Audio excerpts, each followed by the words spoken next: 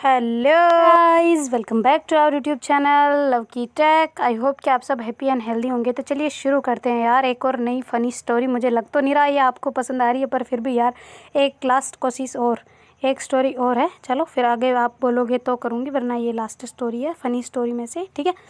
तो एक गाँव में दो भाई थे। दोनों भाई मतलब अच्छे से पहले साथ में रहते थे, फिर बाद में क्या हुआ कि उनमें थोड़ी मतलब उनकी वाइफ झगड़ने लग गई, दोनों की पत्नियाँ। तो फिर बाद में क्या हुआ, वो दोनों अलग हो गए। मतलब अलग है, अलग अपने अपने मतलब घर का बंटवारा कर लिया, अपनी खेती का बंटवारा कर लिया और रहने लग गए अच्छे से।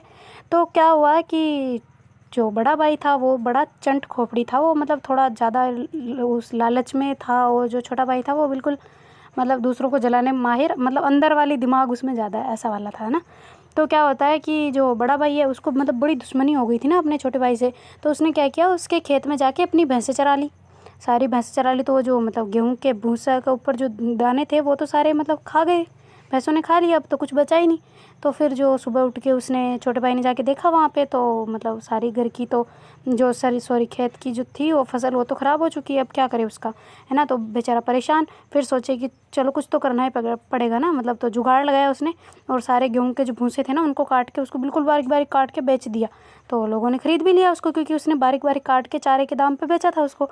तो ले लिया लोगों ने अच्छे से पैसे से। तो फिर बाद में वो घर आके पैसे लेके आया, और मतलब पहले के ज़माने में ऐसे मतलब वो गिनने वाले पैसे नहीं होते थे, तौलने वाले पैसे होते थे ना।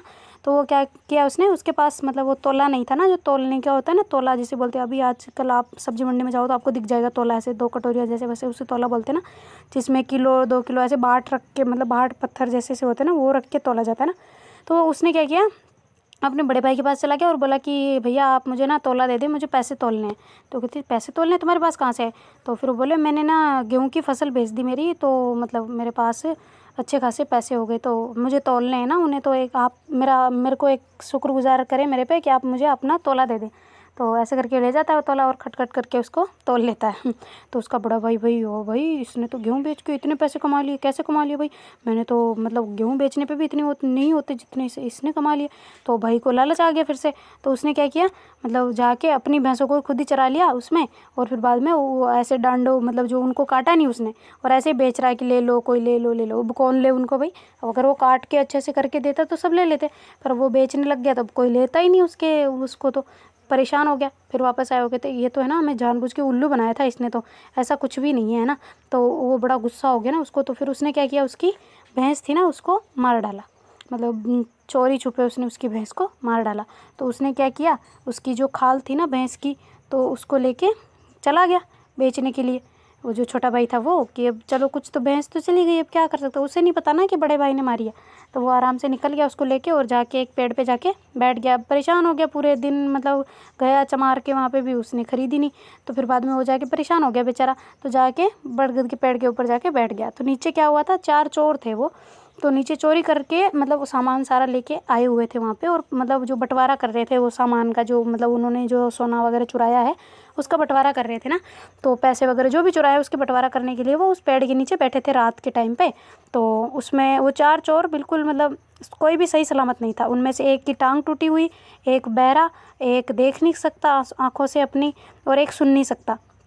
वो चारों हैं, चारों ही चोर है। तो अब जो अंधा था वो ही नहीं देख सकता, बाकी तो सब देख सकते हैं ना। मतलब बंटवारा वो तो बराबर बराबर नहीं हो रहा, तो बाकी सब तो बोल सकते हैं ना कि बंटवारा सही नहीं हो रहा।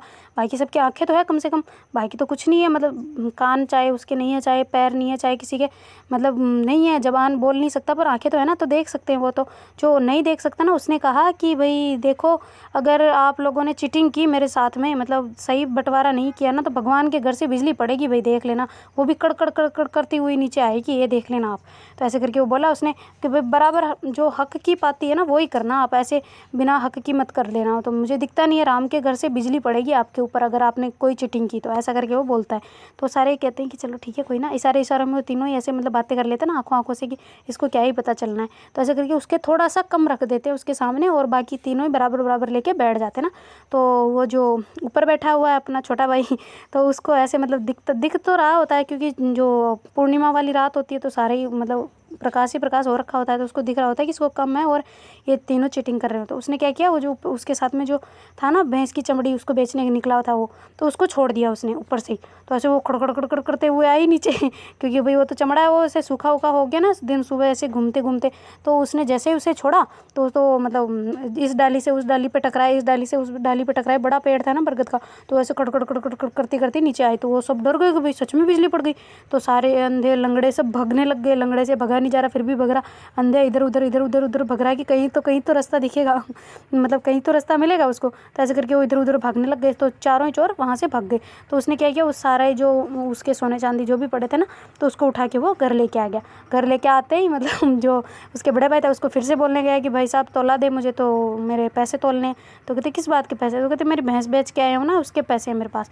तो कहते भैंस को हमने तो मार दी थी, इसने कहाँ से बेच दी? तो कहती अच्छा ठीक है ले जा। तो ऐसे करके उसके भैया उसको तौला दे देते। वो तोलते देखते हैं कि भाई इतने पैसे कैसे आ गए इसके पास, इतनी सी भैंस के इतने पैसे वो भी। तो उसने क्या किया, अब तो मैं भी मेरी भैंस को मारूंगा भाई। तो बड़े भाई ने क्या किया, अपनी भैंस को खुद ने मार दिया वापस से और मारा। और फिर बाद में उसका चमड़ा लेके वो भी निकल गया और जाके बेचने लगा। अब गाँव गाँव फिरे कि चमड़ा ले लो, चमड़ा चमड़ा ले लो। चमड़ा कोई ले ही नहीं, कोई मतलब खरीदने किसको चाहिए ही नहीं। अब तो फिर बाद में वो थक हार के बेचारा वापस आ गया घर पे। वो कहते यार ये मुझे सच में कहीं ना कहीं चूना लगा रहा है, या तो ये कुछ और काम कर रहा है या फिर कुछ और कर रहा है, मतलब मेरे साथ धोखाधड़ी कर रहा है। तो फिर वो क्या करते हैं, और जलन हो जाती है उसको उसके मतलब पैसे देख के सब कुछ। तो उसने क्या किया, उसका घर जला दिया। मतलब जो घर था ना उसकी झोपड़ी हुई बनी थी, तो उसको भी जला दिया उसने। तो अब वो जला के भाग गया, मतलब वापस अपने घर आ गया।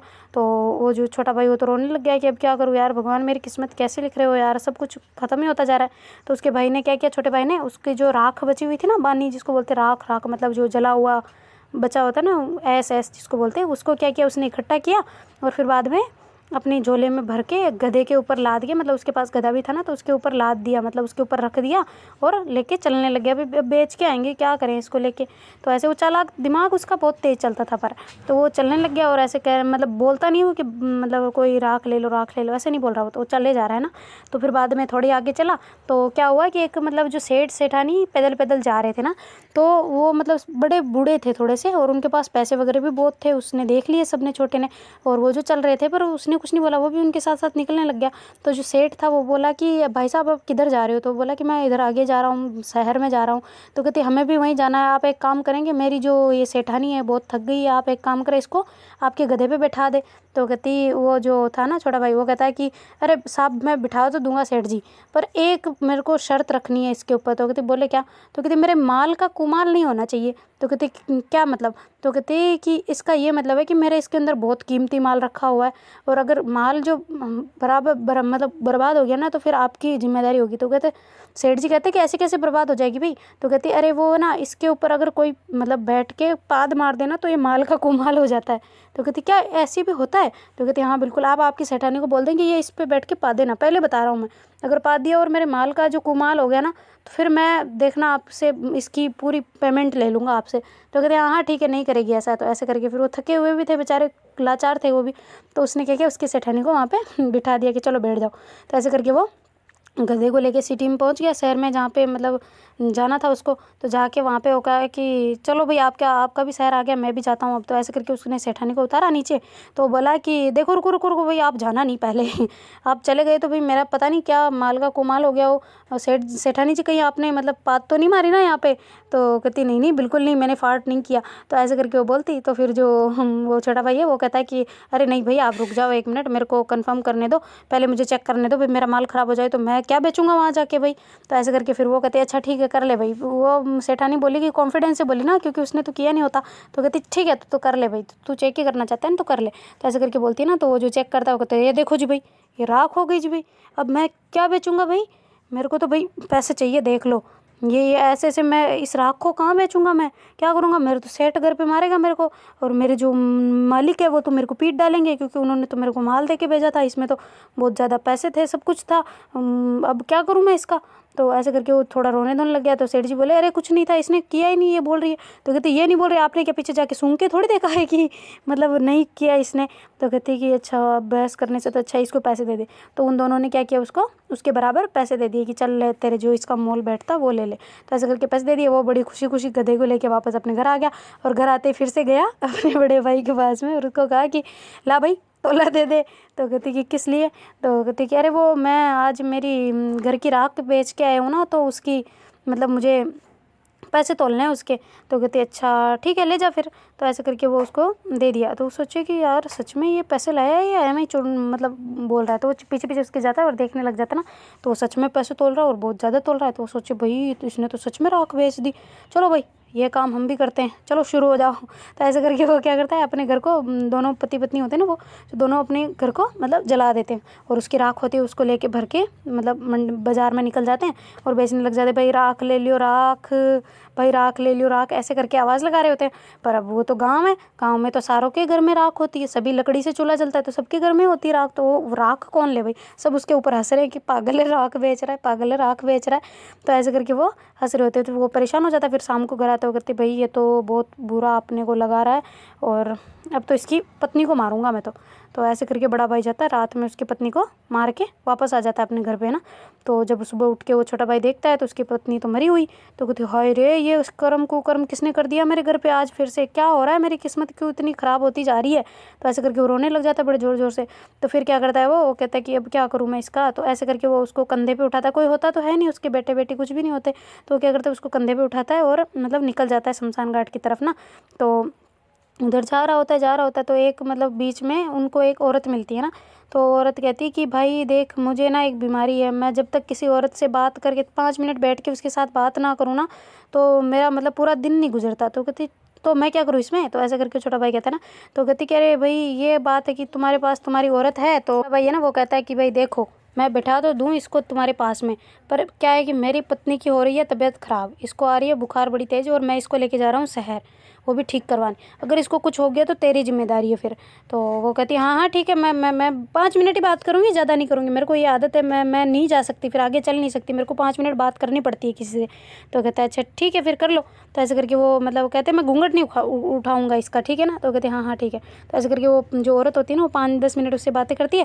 तो फिर वो जाने लगती है ना उठ के। तो जो छोटा भाई है वो कहता है कि नहीं नहीं रुको 1 मिनट, मेरी वाइफ को चेक करने दो भाई, मुझे कहीं कुछ हो गया होगा तो उल्टा सीधा, मैं रुको तुम कहीं कहीं जाना नहीं। तो ऐसे करके उसको रोक लेता है। तो फिर बाद में वो ऐसे चेक करता है कि वाइफ तो ये लो जी मेरी वाइफ तो मर गई, अब क्या होगा, मैंने बोला था मेरी पत्नी की तबीयत ख़राब है, आपके ऊपर जिम्मेदारी दी थी, सब आपके ऊपर किया था, अब मैं क्या करूँ, अब मैं कैसे जीऊँगा, मेरी तो ज़िंदगी बर्बाद हो गई, तूने तो सारी मेरी ज़िंदगी लुटा दी। तो ऐसे करके वो ज़ोर ज़ोर से ड्रामा करने लग जाता है। और मतलब पहले रोज़ तो था उसको अपनी वाइफ का, पर फिर बाद में तो भी और ज़्यादा कर रहा होता है। तो कहती है अरे भाई भाई मैंने तो जानबूझ के नहीं किया, मैं तो बस ऐसी आदत है इस वजह से मैंने ऐसे कर दिया था। तो कहती हाँ तो तुम्हारी वजह से अब मेरी वाइफ चली गई ना मेरी ज़िंदगी से, अब मैं क्या करूँ, मैं तो बर्बाद हो गया रे, लुट गया रे। तो ऐसे करके रोने लग जाता है। तो फिर वो बेचारी परेशान, वो सोचती कि कहीं ये ऐसे ज़ोर ज़ोर से चिल्ला रहा है कहीं और लोग ना आ जाए और मुझे ना पीट दे। तो वो क्या करती है अपनी जो मतलब सोने चांदी उसने पहना होता ना वो जल्दी से खोल के उसको दे देती कि लो भाई साहब, अब मैं कुछ कर तो नहीं सकती, आप यही रखो, आप अपनी लाइफ इसी से गुजारना, अब मैं कुछ नहीं कर सकती। ऐसे उसको जो सोने चांदी वाला पहने होती ना उसने, तो उसको दे के रुकुम वगैरह जो होती ना उसकी मतलब गहने, वो उसे दे के वहाँ से भाग जाती है वो तो है ना। तो वो तो दाह संस्कार तो वैसे भी करने जा ही रहा होता है। तो वो आराम से उसका दाह संस्कार कर उड़ा के वापस घर आता है और आके मतलब उसको जो उसका सोना चांदी होता है ना उसको बेच के पैसे वैसे लेके आ जाता है वापस अपने घर पे। और आके भाई को कहता है भाई साहब तोला देना जी ज़रा। तो कहते क्यों आज क्यों। तो कहते अरे वो मेरी पत्नी को बेच के आया हूँ ना, तो वो पैसे हैं मेरे पास तो उसे तोलने हैं मुझे, कितने हुए हैं। तो कहते अच्छा भाई तूने तेरी पत्नी को बेच दिया। कहती हाँ जी अब क्या करें, बेच दिया, अब ऐसी गरीबी में क्या कर सकते हैं। तो ऐसे करके वो तोला लेके वापस अपने घर आ गया और फिर बाद में उन पैसों को तोलने लग गया। तो उसका जो बड़ा भाई था वो तो भाई और ज़ोरदार जेलस हो गया उससे कि ये कैसे कर रहा है हर चीज़ को। तो उसने क्या किया, गुस्से में आके घर आके आज तो मैं अपनी पत्नी को मार दूंगा। तो ऐसे करके उसने अपनी पत्नी को ये एक मारा चाकू का। तो पत्नी तो गई ऊपर भगवान जी के पास और वो गया अब लेके। तो उसको तो सब हत्यारा बोले कि तूने साले खुद की पत्नी को मार दिया, देख खून से कैसे लहूलुहाल हो रही है और तू इसे बेचने आया है मरी हुई को भी, तुझे शर्म वरम आती है कि नहीं। तो ऐसे करके वो ज़ोर ज़ोर से सारे उसको घर वाले मतलब जो गाँव वाले थे ना उसे ऐसे पीटने लग गए। और उसने बेचारे ने, बेचारा तो क्या ही है, हत्यारा है एक तरह का तो ऐसे वो उसको बड़ा पीटा पत्थरों से लाठियों से, फिर उसको गाँव जो था ना उससे बाहर निकाल दिया कि तो रोज़ ही आज भैंस को मार के आ रहा है, कभी घर को जला के बेचने आ रहा है उसकी राख को, ये तो पागल हो गया, इसको बाहर निकालो गांव से। तो ऐसे करके उसके बड़े भाई को वहाँ से पीट पुटा के बाहर निकाल देते हैं। और जो छोटा भाई होता है उसने जो वो पैसे इकट्ठे किए होते ना उनसे वो अपना घर बनाता है और नई शादी करके नई दुल्हन लेके आता है और अपनी फैमिली अच्छे से चलाता है और नई भैंसें ला के अपना खेती बाड़ी फिर से स्टार्ट करता है। उसको क्योंकि पता था स्टार्टिंग में कि ये भाई अपना ही कर रहा है, सब कुछ कर रहा है जो। तो thank you so much for watching guys, ठीक है, बाय, टेक केयर। और अगर गलती से भी पसंद आ गई हो ना तो लाइक कर देना इस वीडियो को, ठीक है।